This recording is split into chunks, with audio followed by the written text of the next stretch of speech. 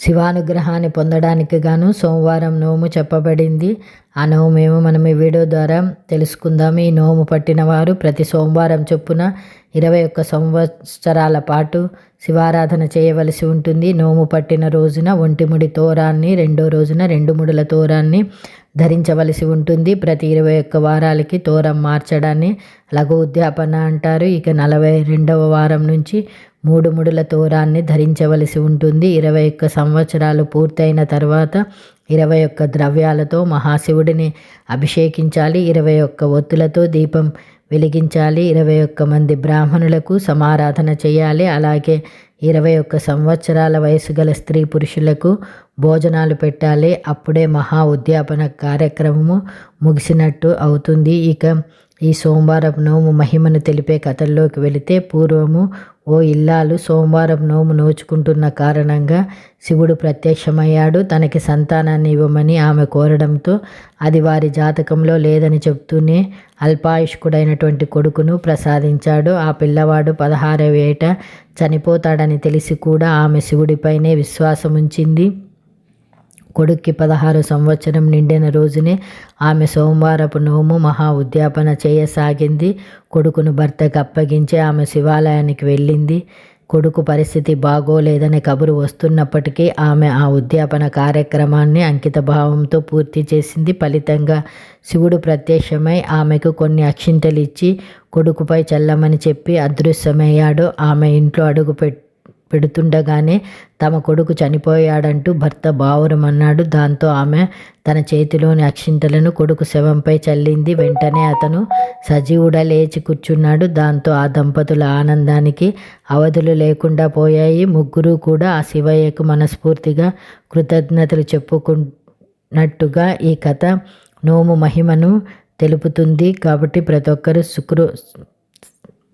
సోమవారం యొక్క నోమును ఆచరిస్తే అనుకున్నటువంటి కోరికలు నెరవేరుతాయి. శివుడు చెప్పినటువంటి 6 విద్యలు ఈ వీడియో ద్వారా తెలుసుకుందాం. లోకంలో చిన్న చిన్న పనులు చేసేవారిని ఆవిష్కర్తలుగా మనం పిలుస్తూ ఉంటాం. ఆ కోవలో చూస్తే శివుడు ఎన్నో విషయాలని ఈ ప్రపంచానికి అందించినటువంటి ఆద్యంతరహితుడు. ఈ జగత్తులో సర్వం ఈశ్వరునిచే ఆవృతమై ఉన్నదని ఉపనిషత్ వాక్యానికి అర్థము. సమస్త చరాచర ప్రపంచము ఈశ్వరమయము. మానవుల్లోని సృజన శక్తికి, భావ వ్యక్తీకరణకు ఆధారం భాష. అలాంటి భారతీయ భాషలకు మూలమైనటువంటి 14 మహేశ్వర సూత్రాలు పరమశివుడు తన డమరు నాదం నుండి సృష్టించాడు.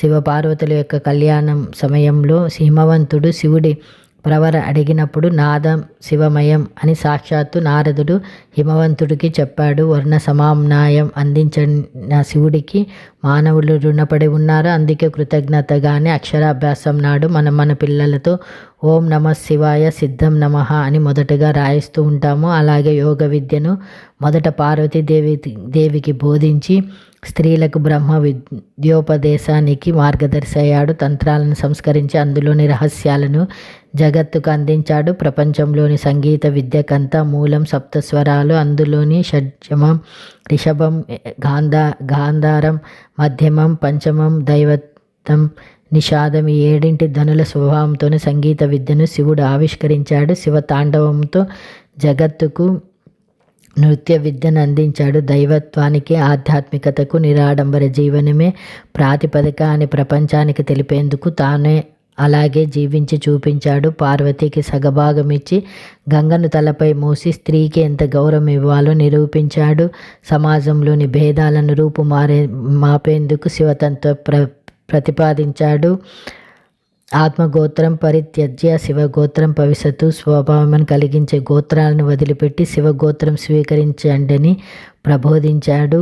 శవాలను ముట్టుకొని శరీర ధర్మ విజ్ఞానం తెలిపేందుకు తంత్ర విద్య ప్రవేశపెట్టాడు. గుణహీనుడని నిర్గుడని నిందించిన దక్ష ప్రజాపతి మాటలు తిట్లుగా భావించకుండా లింగ రూపం ధరించి నిర్గుణ స్వభావాన్ని లోకానికి అందించాడు. ఆ లింగంపై పంచామృతాలతో పాటు ఏది పోసినా ఏవి నిలబడకుండా చేసి తన దగ్గర ఏది ఉంచుకోననే సందేశం ఇచ్చాడు. సగుణ నిర్గుణ తత్వానికి శివలింగం ప్రతీక అయితే సంపూర్ణ గురుస్వరూపానికి దక్షిణామూర్తి నిదర్శనము. ఆ స్వామి ముఖం నుండే సనాతనమైనటువంటి అచలం వ్యక్తమైంది. అత్యద్భుతమైన మోక్ష విద్యను అందించిన దక్షిణామూర్తి ఆది గురువయ్యాడు.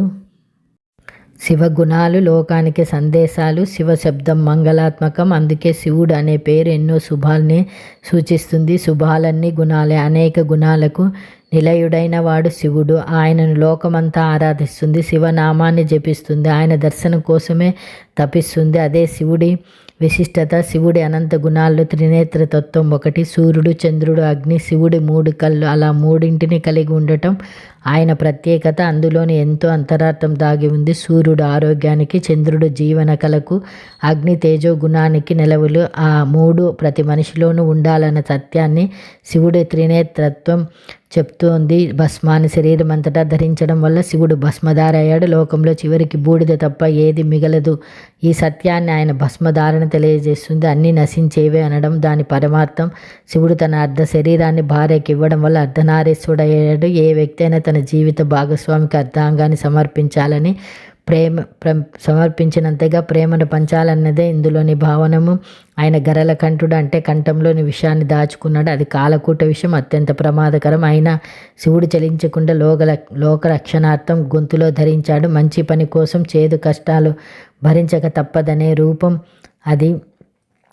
జీవుడు అంతిమయాత్ర ముగిసేది శ్మశానంలోనే. దాన్ని శివుడు విహార భూమిగా చేసుకున్నాడు. పుట్టిన ప్రతి ప్రాణి ఏదో ఒక నాటికి అక్కడికి చేరక తప్పదన్న జీవన సత్యానికి అది సూచిక. నిరంతరం ప్రవహించే స్వచ్ఛ నది గంగా. గంగనే తలపై ధరించినటువంటి గంగాధరుడు స్వచ్ఛత ప్రతిరూపం. ఎవరికైనా నీటితోనే పరిశుభ్రత, పవిత్రత లభిస్తాయి. శివుడి గంగాధరత్వం మానవాళికి మార్గదర్శకం. చంద్రశేఖరుడంటే తలపై చంద్రుని ధరించిన వాడు శివుడు. శరీరంలో అగ్రభాగం శిరస్సు. అది అన్ని కళలతో ప్రకాశిస్తేనే జీవితం వెలుగుతుందని అంతరార్థము. శివుడు నంది వాహనం. నంది అంటే ఆనందింపజేసేది. వాహనం ఆనందాన్ని కలిగించాలని, జీవన యాత్రను సుఖవంతం చేయాలని సూచిస్తుంది. అందుకే ఆ నంది వాహనధారి శివుడు.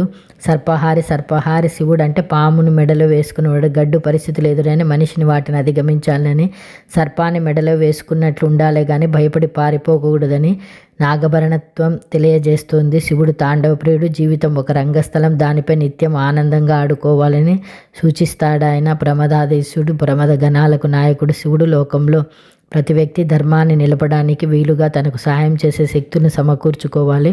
వాటిని లోక క్షేమం కోసము వాడుకోవాలన్నదే దీని అర్థము. తనలో తాను రమించువాడు ఆయన మహాతపస్వి. లోకక్షేమం కోసం చేసే తపస్సు అది.